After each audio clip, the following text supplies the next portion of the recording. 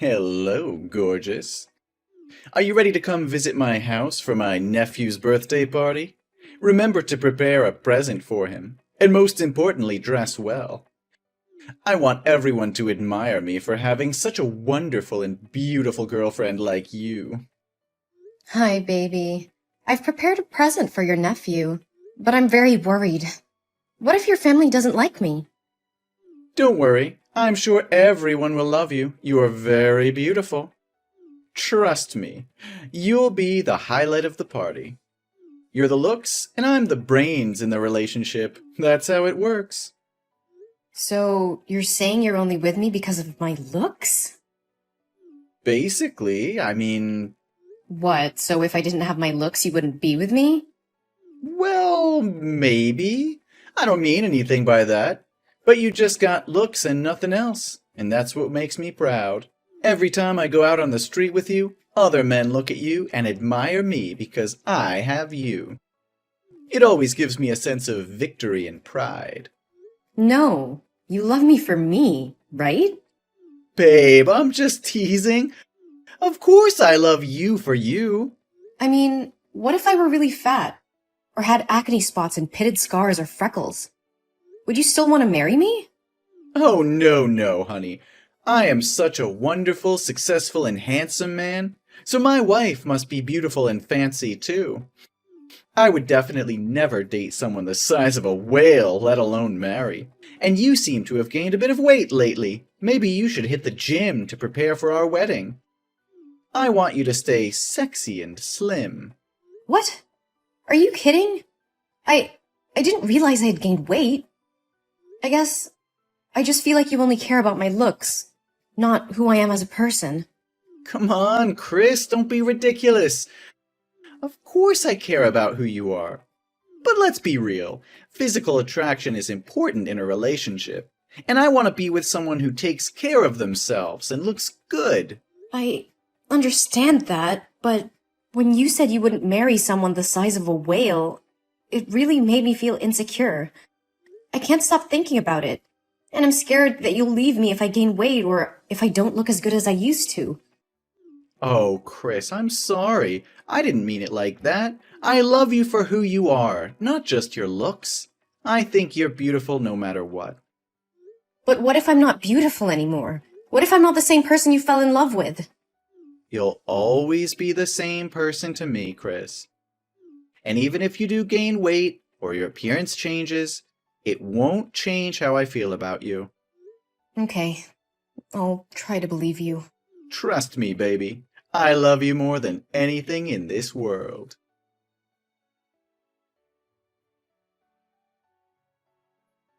Hey, Mike? Where are you? I need you to come over and sign the surgery form. Surgery form? What for? I mean, your face was already ruined. Even if you have more surgery, you won't be as beautiful as you used to be. It's just a waste of money, Chris. How can you say that to me, Mike? Didn't you say just a few days ago before the bandages were taken off that you would love me no matter what? And now that I'm not as beautiful as I used to be, you're saying that it's a waste of money to have surgery? Also, you're calling me stupid for trying to save your nephew from the fire. Chris, I didn't mean to hurt you, but you have to understand that I'm upset about what happened to your face. And yeah, you did act stupid and careless by running into a burning house to save a child. Isn't the first thing you should do when you see a fire flare up to protect that face? Now look at you. Your neck and face both have second and third degree burns. The doctor told me that there's almost no chance you'll ever be as pretty again as you used to be. So you're saying that my appearance is more important to you than my life. You said that you love me no matter what, but now you're acting like my face is the only thing you care about. And don't you dare call me stupid for saving a child's life. That child is your nephew, and I couldn't just stand there and watch him burn. And to this day, I still can't believe that when you guys found out that there were still people trapped in that house, not a single member of your family rushed in to save the child. It's really cruel and heartless. Hey, watch your mouth. We didn't know there were still people trapped inside. It was a chaotic situation, and we were trying to get everyone to safety. We're not heartless or cruel. We're human beings who make mistakes. Even if I knew, I wouldn't put myself in such a dangerous situation, but would calmly wait for the fire department to arrive. Wait? Until when were you going to wait? Until the boy turned to ashes? I know, Chris, and I appreciate what you did for my nephew. But I just can't help feeling angry and frustrated about what happened to your face. I'm sorry for being insensitive, but I can't just pretend like everything's okay. And as for your appearance, of course it's not the only thing I care about. But let's face it, looks matter, and I'm just worried about how this is going to affect us. How could you say that? I thought you loved me for who I am, not just what I look like. And now that I don't look like your idea of pretty, you're acting like I'm some kind of burden. No, Chris, that's not what I meant. I'm not trying to make you feel like a burden, but I can't ensure my love for you will be the same. And we have to face the reality of the situation. Your face is never going to be the same again, and we have to figure out how to deal with that. Really? I just feel so insecure now, Mike. I'm scared that you'll leave me if I don't look as good as I used to. Really? Now let's sign that surgery form and get you on the road to recovery. We'll get through this together, I promise. Thank you for being here with me, Mike.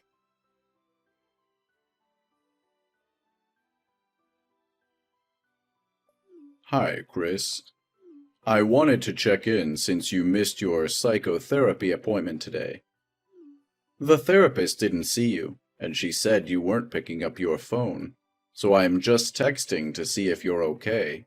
If you're busy, I can tell her to reschedule your appointment for a later time. Is everything fine? No, I didn't forget my appointment.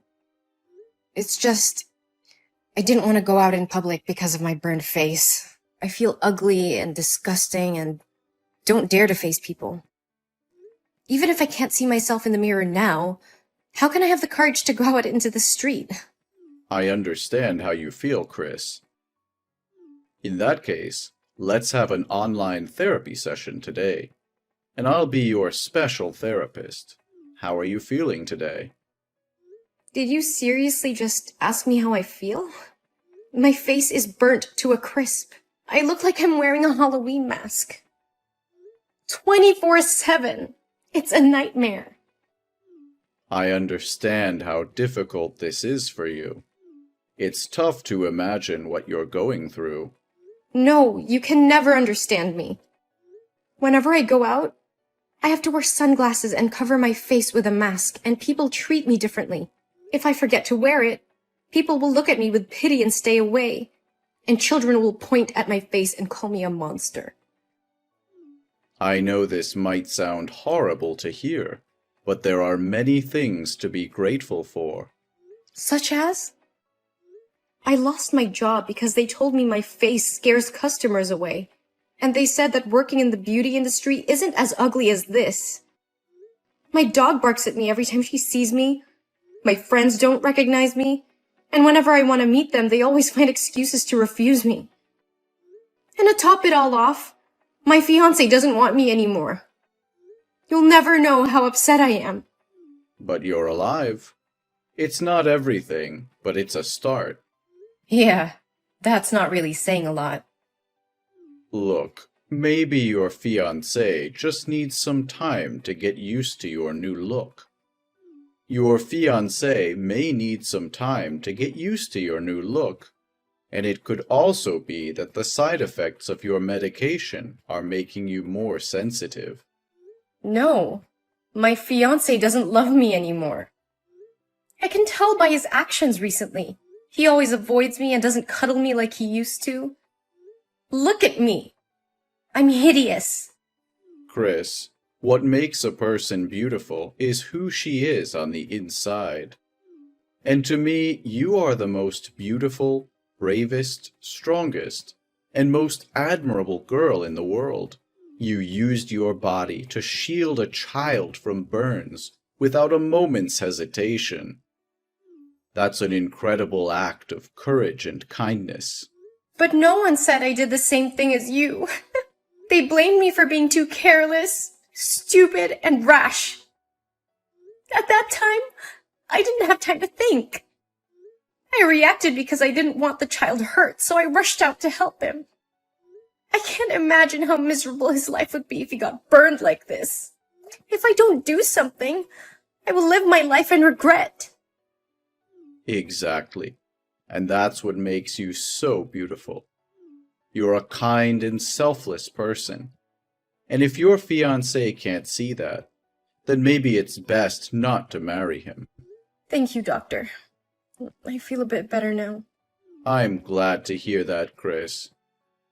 I've been doing some research on burn victims and their recovery, and I found a specialist in New York who's had tremendous success in treating severe burns like yours. I've arranged a meeting with her, and I'm confident that together we can find the best possible treatment for you, so that you can become the beautiful girl you once were. Well, actually, you've always been beautiful. Thank you so much, Dr. David. You've been great. It's my pleasure, Chris. Thank you for sharing your feelings with me.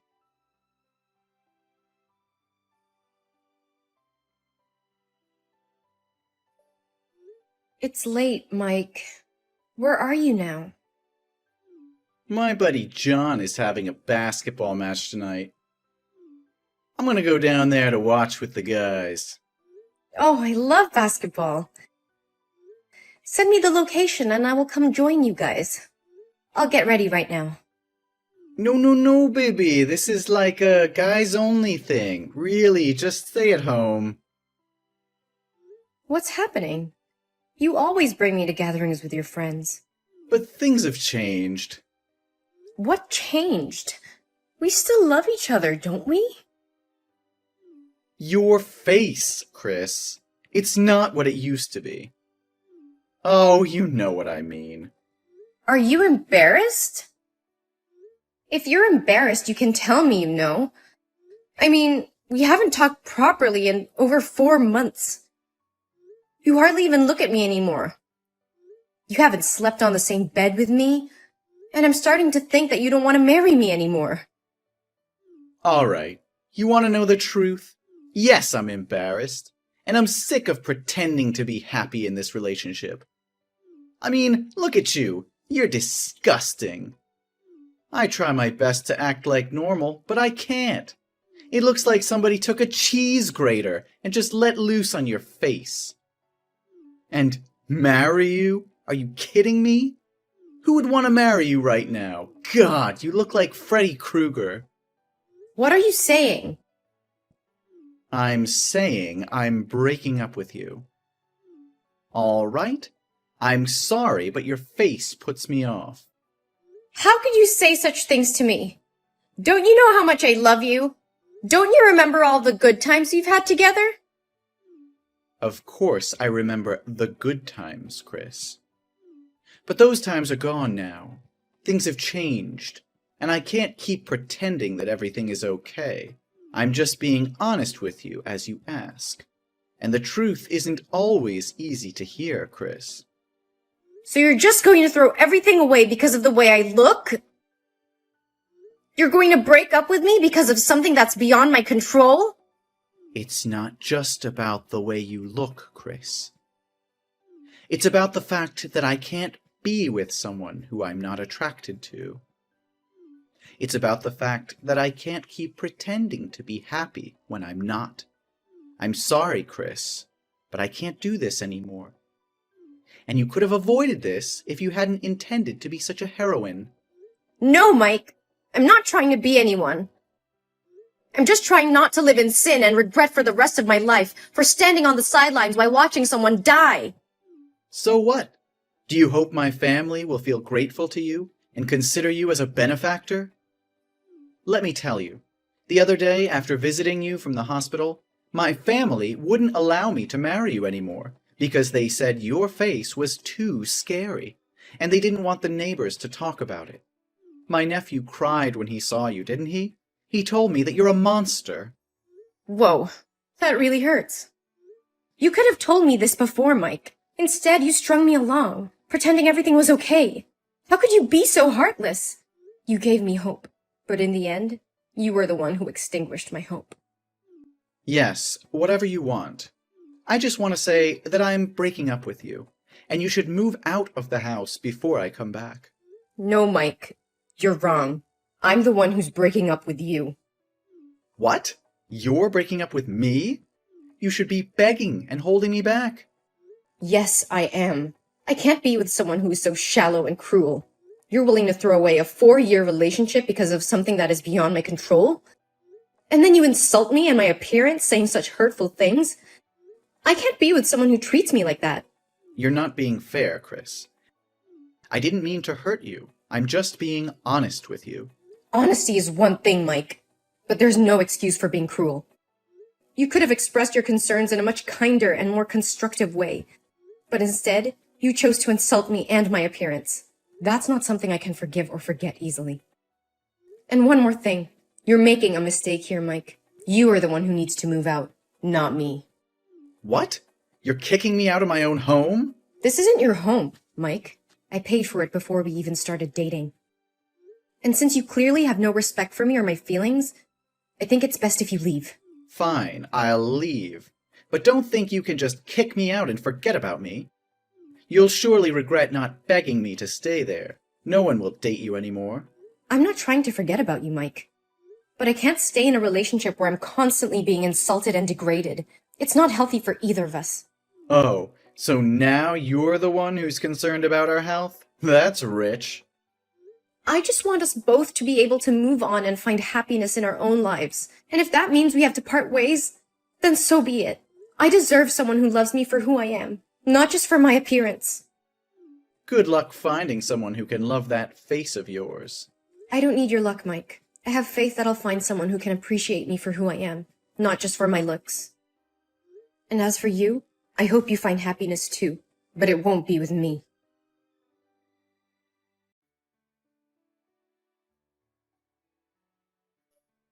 Hey, Chris. How've you been? It's been so long since we talked. How's life treating you? Mike? Why are you suddenly reaching out? It's been 3 years and I haven't heard from you. Is everything okay? No, everything is not okay at all. I just miss you a lot. I can't stop thinking about you after all these years. What? Are you kidding me? That year you said you didn't love me anymore because of my ugly face, remember? Actually, 2 years ago, something terrible happened to me. I was attacked by a gang, and they slashed my face, leaving me with a long, hideous scar. My left eye is also blind, so I can only see out of one eye now. Since then, no girl wants to date me. Oh my God. That's awful. What happened exactly? I was out drinking with my friends and I got very drunk. I couldn't control my behavior and got into a fight with a gang.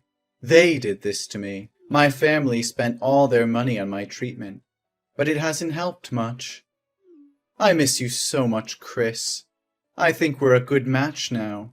I'm sure you've been lonely all these years, haven't you? I'm so sorry for what happened to you, Mike, but I can't get back to you. Why not? Do I need to apologize or beg you to come back? Come on, Chris. We're both equally ugly now. Don't make it so hard for me. You're not a petty person, are you? No, Mike. It's not that I'm holding a grudge from the past. It's just that I'm engaged and my wedding is next week. What? You're getting married? To whom? Who would want to be with someone with a scarred face like yours? He's my dermatologist, David. He's been there for me over the years, taking care of me and helping me feel beautiful again. He was by my side when I was at my lowest and always told me that I was the most beautiful person in the world. He helped me stay positive and have faith in life again. And my face is no longer scarred. It's beautiful again. What do you mean, beautiful again? That's impossible! David spent a lot of time researching methods for my surgery, and after 15 surgeries using skin grafting, my face has healed and recovered. You're lying to me, Chris. I can't believe you're getting married to someone else. You were mine, and now you belong to someone else?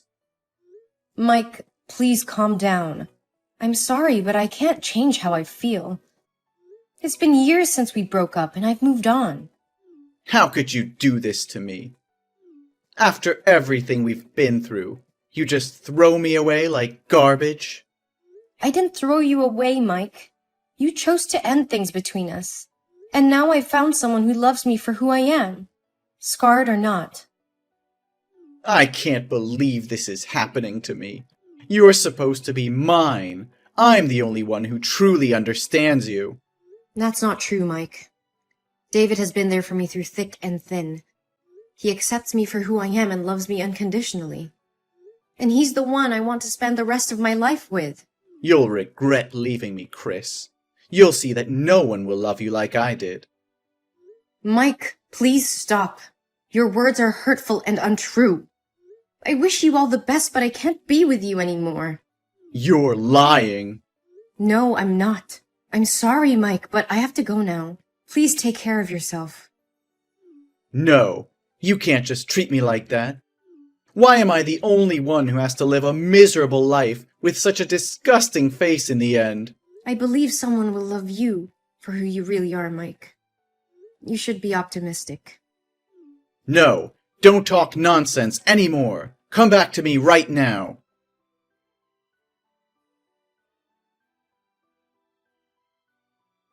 As the days passed, I heard that Mike's life spiraled out of control. He became increasingly bitter and resentful towards the world. His once charming personality turned into a spiteful one, and he became isolated from everyone around him. Despite seeking therapy and trying to come to terms with his past, he was unable to shake off the feeling of bitterness and hatred. His life was consumed by his resentment towards me and his own misfortune. Meanwhile, my relationship with David continued to flourish. I finally had a fairy tale wedding like I've always wanted, and now we have 2 very beautiful babies. We are deeply in love and support each other through thick and thin. We were happily married and building a life together filled with love, joy, and new possibilities. David was always there for me during the hard times, and we shared many happy moments together.